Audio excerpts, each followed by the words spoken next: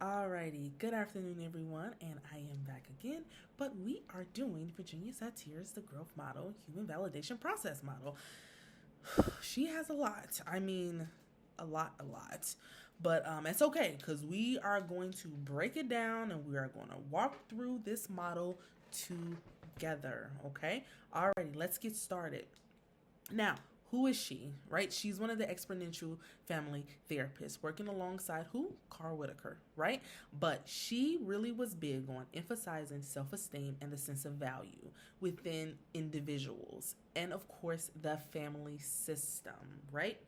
Guided imagery, trauma, the family sculpting, and the parts party is what you will begin to see and hear when it comes to her model. She's all about that improving communication and as well as your personal and relational change that you are going to be having inside of the family system that you are a part of. She believed in congruence, right? She also was the one who emphasized touch with her clients or the families. So it wasn't out of the ordinary if she did like physical touch, whether if she was like placing her hand upon you, or giving you that extra support that you needed, also with proximity, feeling close with you or whatever. And she was very authentic with it. She was very empathetic as well. The unconditional positive regard, you'll see that in person centered therapy as well, where it's just like, oh, okay, well, you're yelling and shouting at me doesn't mean I'm going to do it right back to you, right? Curiosity and exploration. She always remained curious, wanting to know more, wanting to explore more that was going on with her clients and also what's going on within the family system, right? So she is the one very empathetic. She utilizes physical touch when it comes to her clients and when it comes to the families. Now, this is a big scheme of everything, but the whole gist of it is for the goal of therapy for her model is going to be being responsible for the person that you are when it comes to self, as well as your own personal relations that you have with others and yourself regarding your self esteem, right? Congruence. That's one of the major goals also that she has, which is, like I said, being true to self. Say what mean what you say and say what you mean. If you say you're going to do something, then please do it, right? All about self, being true to ourselves, being true to other people. We are responsible, for our feelings, our perceptions, the expectations that we have, as well as our yearnings and stuff. And we'll learn about that when it comes to her iceberg model. We'll learn that down the line. But yes, Virginia Satir, her goals, self-esteem, responsible for ourselves. We are congruent with ourselves. We are honest with ourselves, right? And we want to continue to grow within ourselves, okay? Now, this is her change model. And the way that when I started studying her model, I applied it to myself. So I'm going to walk you through the way that I applied it to myself in a crisis situation that occurred in my life. Each and every one of us has a status quo. It's the beginning. It's the familiarity. It's what we know. We are comfortable with what we know because why? It's predictable. Every morning that we wake up, we get up, we do our hair, makeup. If you're a young lady, if you're a guy, now I don't know what y'all do if y'all stand in the mirror as long as we do, but you get up, you do what you need to do, brush your teeth, wash your face, hopefully you're taking a shower or whatever. It's predictable, right? That this is what's going to happen and you go to work, right? But then when we move along to the foreign element, that's the disruption that we have. But that disruption can be just someone who's entering in the system or you're getting a new piece of information. So sometimes that foreign element is going to be the therapist, right? The therapist is that person who's being added to the system, someone who's joining the system, or it's a new piece of information that you receive into the system. Now, for me, like I said, you have your status quo, which is what's predictable, but then that foreign element can come in and disrupt it. I had this happen to me when my mother got sick, and we received the news that she had 8 months left to live. That disrupted the family system. That disrupted me, because now the days are not predictable anymore. They're unpredictable. You don't know what's going to happen. This test result can say something good, or this test result can say something bad. The balance that you once had is no longer there anymore. So what happens when something has disrupted the system and the balance that you once had with that predictability is no longer there? What happens? Chaos happens. What used to work doesn't work anymore. And you can't depend on that anymore. When that happened and I received the news, there is definitely a place that you are put in where it comes to the point where you're afraid, you're scared, because you know why? You don't know what's going to happen. The doctor says 8 months, but it could be less than that, because now it's like I'm uncertain as to what's going to happen. Now I'm scrambling. I'm trying to get back. I just want to go back. I need to go back to the status quo that I once knew, but you can't. Because why? Change is inevitable, and you'll learn about that as well, right? You're lost. I felt overwhelmed. I'm questioning everything that's going on, right? Well, is it going to be 8 months? What's going to happen? And then, when she passed, that really was a disruption. And then it starts all over again. The whole entire system starts all over again. So just when you think you've got to that new balance, it's disrupted all over again, because now she's passed away. And if we go back to the status quo, once finding out the news that she was sick, now now it's new. It's new, right? I understand that this is what's happening. I'm trying my best to do what it is I have to do, but then that chaos happened. She passed away. There's even more fear. There's even more anger. There's even more uncertainty as to what's going to happen, because my mother is no longer with me. And you know what? I never thought that I would be living this life to say that my mother is gone, that she's passed. The roles have changed, because now that my mother is gone, the parent has been removed from my life. So now where does that put me? What happens to my father? Where does that put me in the place when the roles change? But then when you look at the integration, the practice, and then the transformation, so now it's like, okay, change was inevitable. The change happened. I couldn't stop it. I can't control it. So what do you have to do? You have to make do with what you have. You got to get used to the newness, the new ways of thinking, new ways of how I'm going to operate because my mother is gone, new ways of understanding that, hey, I had nothing to do with this. It's not my fault. Was this God's will?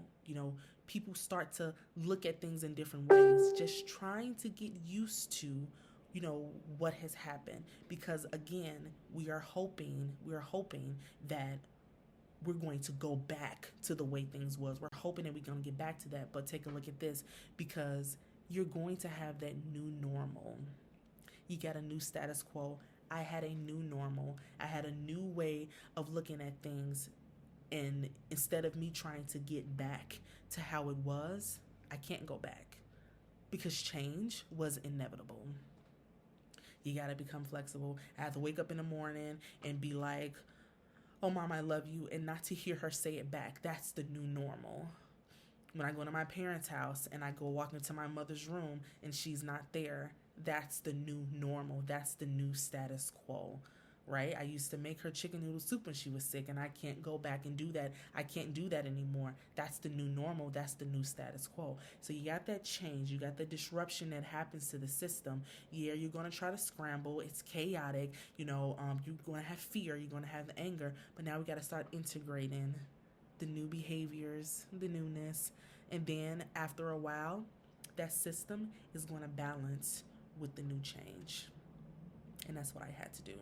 That was the very first time that I understood her change model. I applied it to something that occurred in my life. Change is inevitable. And even though as uncomfortable as it may be, it is a natural part of growth. When my mother passed, I learned, hey, if it wasn't for her and everything that she taught me, I wouldn't be the woman that I am today. I was able to realize and see that even though I thought she knew everything and I know more than her, I didn't. right? So it's been transformed. The whole system was transformed, even for my father and even to my siblings. The growth that we had, we grew closer with one another when my mother finally passed. So I hope that makes sense to everyone. I hope that me explaining that and you get to see status quo and then a new status quo. It's all about how the system is going to change based on that foreign element that disrupts the family system, right? Okay, so her interventions, like I said, the use of touch. She often began the sessions with like making physical contact with her clients, right? Whether if it's like a touch hand on the shoulder, maybe possibly giving them a hug, embracing them or whatever. She often used touch for that, right?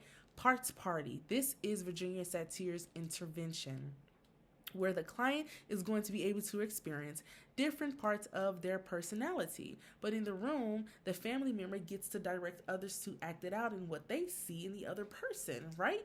Personal experience and insight. That's the parts party.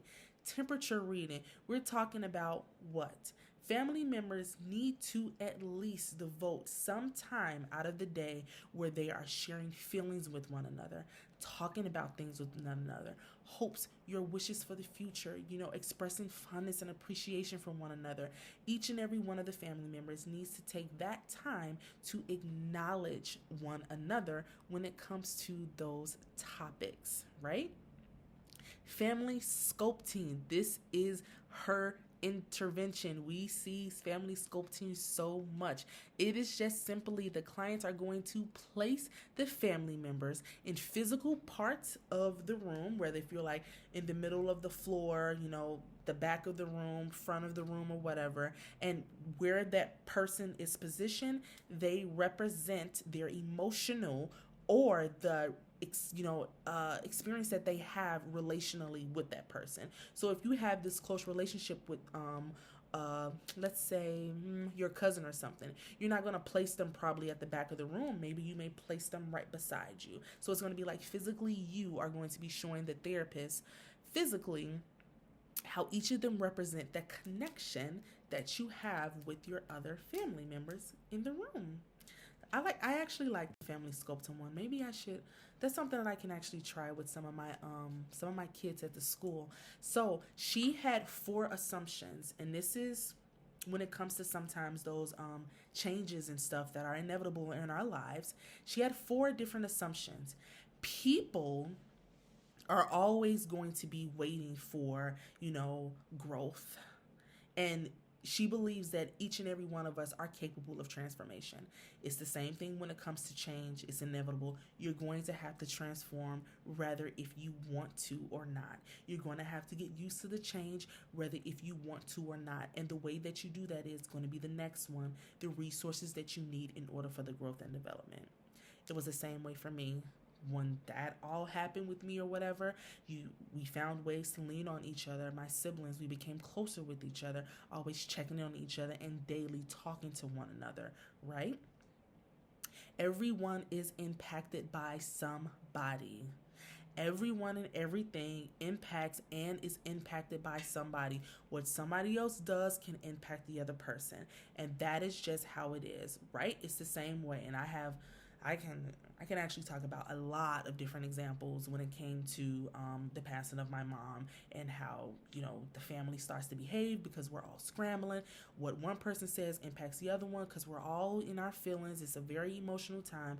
So yes, the family systems that everyone is in, everyone and everything impacts and is impacted by somebody, whether if it's how you're acting, you're behaving, or the words that you are saying, right?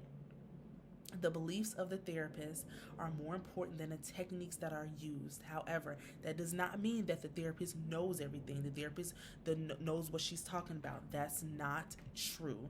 The beliefs that she has learned or understood by the family system is more important than the techniques that she is going to use in order to help this family, be more congruent with one another, right?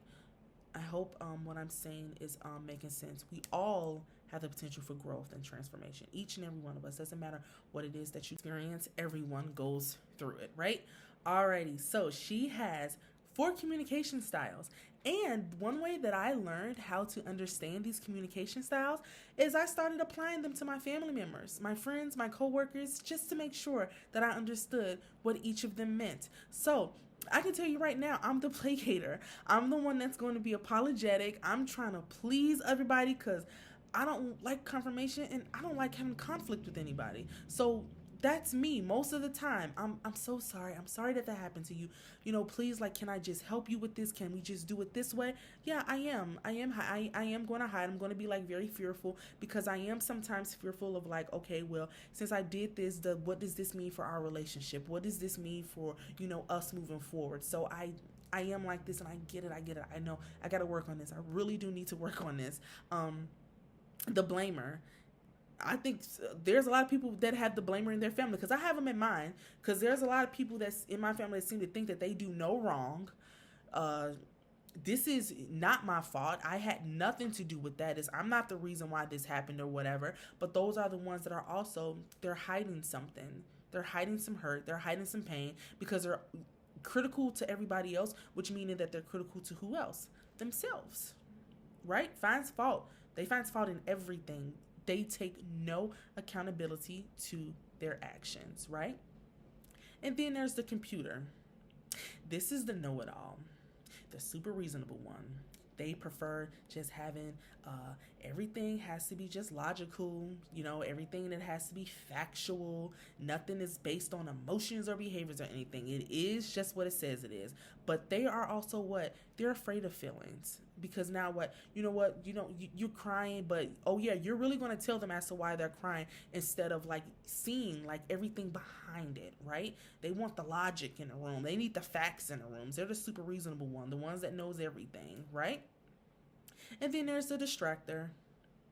This is the one that is kind of like the, God, what is that word? The ones that people are just like, oh, don't pay no attention to them. They're like, they don't mean anything. They're the one that's like, will crack a joke and it's something that's going on, right? Something that's happening that it's not time for joking, but yeah, because you are afraid of being comfortable with your feelings, now you're going to crack a joke in a moment because that's how you cope with what's going on. And they're also very talkative, right? They just talk. Probably not talking about too much, but they're the irrelevant ones in the room.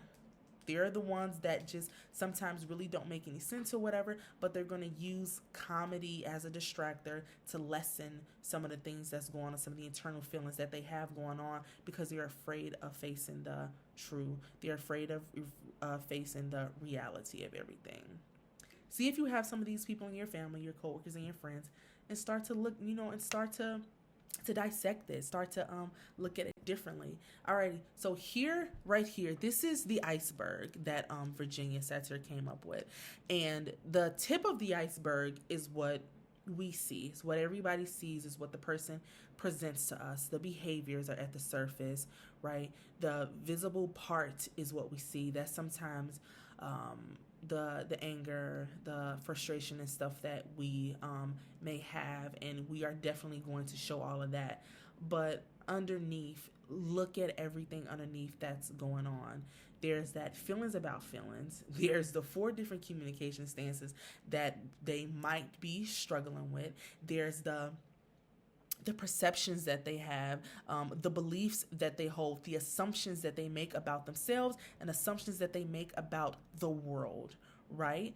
There's the yearnings that the person may have where they feel like they're not seen, but they want to be loved. They want to be, they want to belong. They want to be a part of something, but they don't know how to, or they feel like they're just so isolated, right? They feel like they're not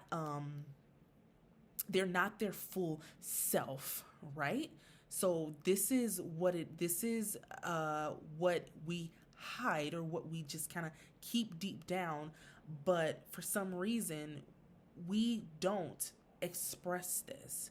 But what we do express is the part where people are just like, what's wrong with you?